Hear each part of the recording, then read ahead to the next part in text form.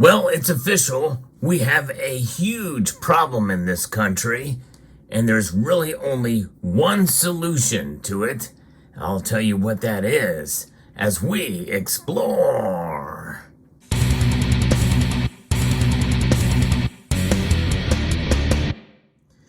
There's a very alarming situation happening here in the United States of America, but likely it's not limited to this country. And this video is mainly about what's going on in the United States right now, but it will and has an effect all around the world. And this is because the United States dollar is still the top world reserve currency out there. But when you think about the value of the dollar compared to where it was in 1913, well, I'll give you a little illustration to show what it's like. Because this essentially used to be this. Yeah, if you don't understand exactly what I mean, imagine the value of this right now as it was in 1913. There's been so much value that has been eroded away from it that it is now equates to this. There's about 98 to 99% of value lost in the dollar since 1913. That is a massive problem. But that's not the major problem I'm referring to today. The alarming situation that I'm referring to today is regarding to debt. And when we think about debt, we must think about inflation. And this note here, the $100 trillion bill, is quite special today for more reasons than one. I used to joke that if this was to equate to normal dollars, well, it could have paid off our national debt 3 times over.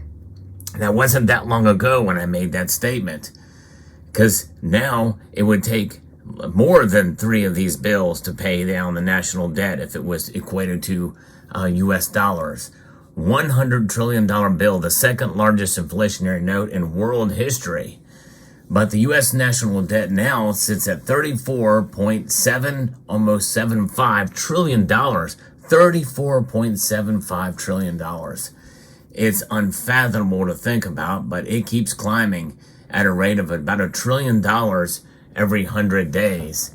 That's an alarming situation, but that's still not the most alarming situation that I'm referring to in this video. It's about what has just happened.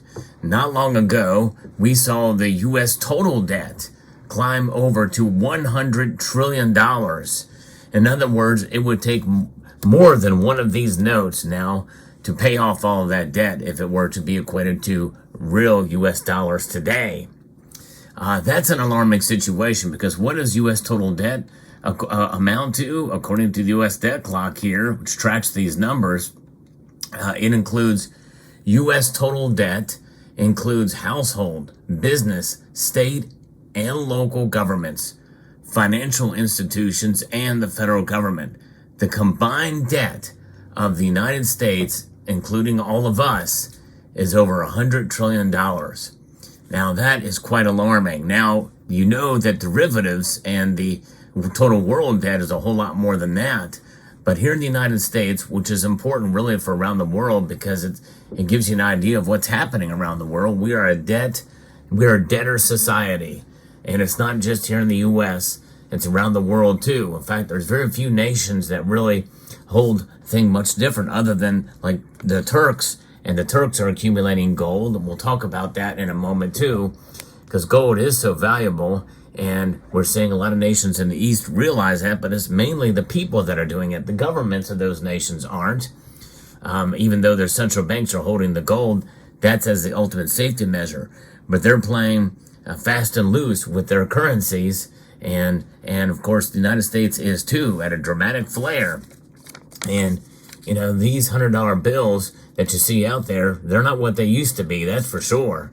And the United States refuses to print larger denominations. And there's a reason why they're not doing it as well, too. Most of us know that reason, because they don't want private transactions with cash. And so to them, they're fine with the inflation happening at its pace, because they can further control it. And it takes more of these paper dollars to be able to be transacted in order to do what they refer to as illegal activity and things like Bob Menendez and the like. But many of us are savers. we hold some of this stuff in private hands because we don't want to be tracked. And we take the risk of the loss of value of 3.4% year over year, according to the official numbers. We know it's much more than that. But people are having a hard time because of this inflation. Inflation that at one time reached 9.1% just a few years ago. All of the other numbers that happened after that were stacked on top of those of that 9.1%. Which means that we're definitely in double-digit inflation over the last couple of years. And if you measure it based off of how they used to measure inflation, it's really worse than that. And this is why people are struggling. This is why U.S. total debt is up. Everybody is adding on and buying goods and services because, well, they know that it's tougher these days because they're earning less money. Wages are not. Let me repeat that. Wages are not keeping up with inflation.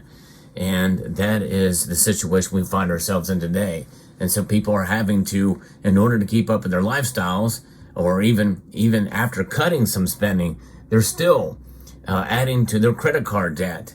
Credit card debt now is climbing at a dramatic rate of $1.4 trillion.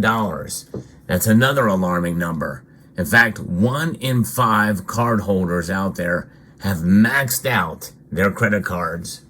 Let me repeat that because it's so important for people to understand this, that 1 in 5 account holders for credit cards have maxed out their cards.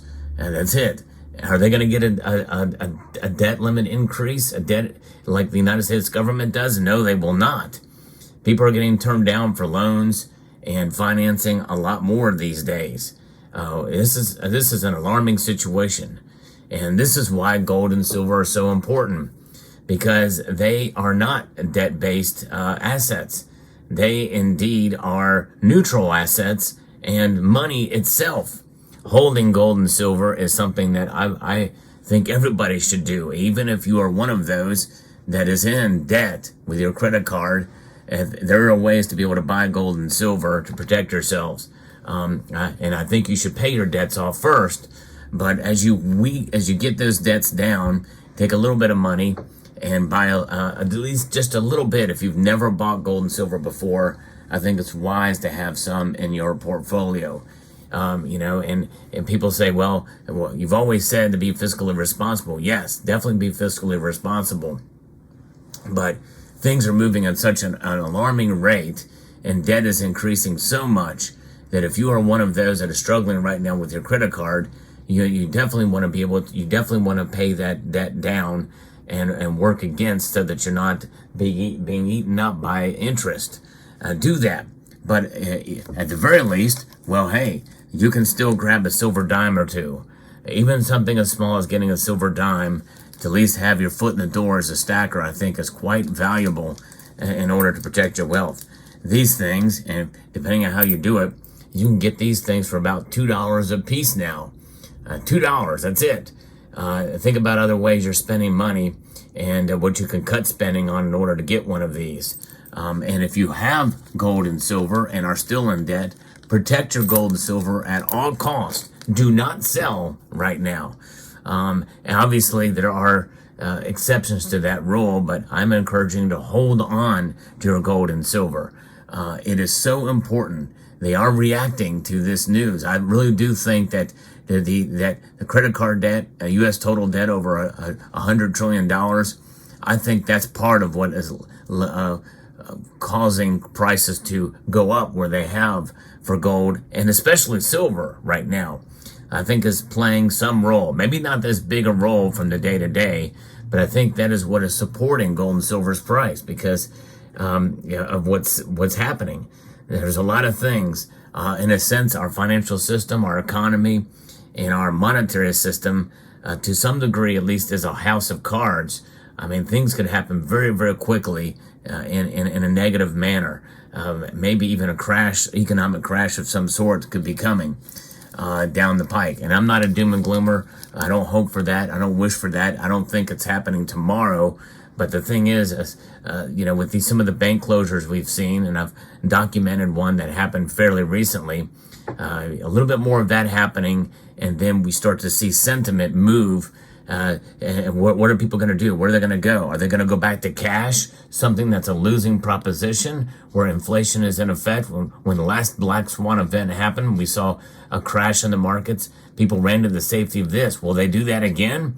I think they might for a little bit, but sooner or later they're going to realize that when we've got inflation along with this other stuff happening, a stagflation situation that could very easily move into a small, excessive inflationary environment. Not saying hyperinflation, but think about it, that could happen too if this thing piles up like a domino effect.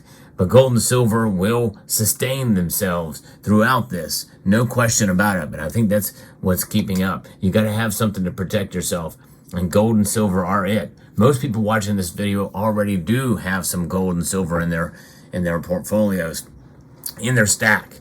But for those of you who aren't stackers at all, and you're dealing with this massive debt, yes, work hard, cut spending in other areas, look at your budget, and find a way to mitigate your losses by having a little bit of silver.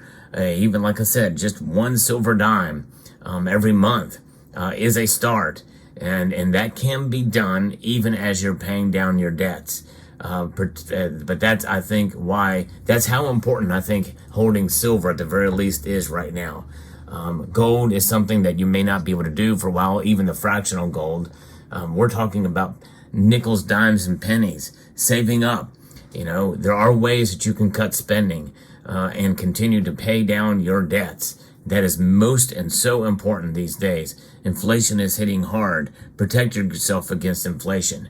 Have a little bit of gold and silver, and especially silver right now in your portfolio, and work to pay down your debt. This is an alarming situation when we're seeing this thing happen. And what makes it the icing on the cake of this, if you want to call it that, and really that's the wrong analogy, but what really makes it worse is that we are now sitting at near wartime debt to GDP ratio. It's at 122.26 right now. And the last time it was near that high was in World War II. And so this is a big, big problem.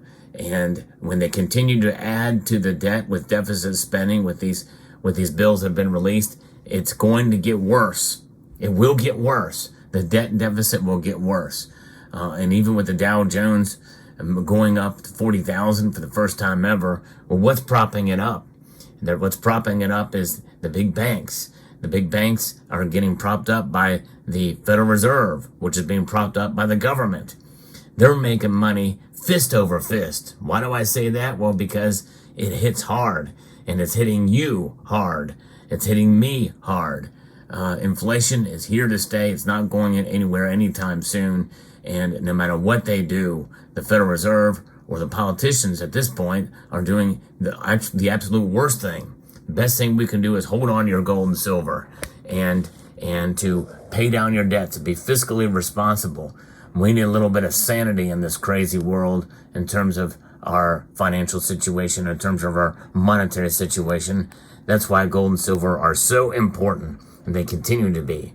So I hope you found this video informative, inspirational, and educational. Would like to extend a multitude of gratitude to each and every one of you for taking the time to watch, and to encourage you to please rate, share, comment, and subscribe.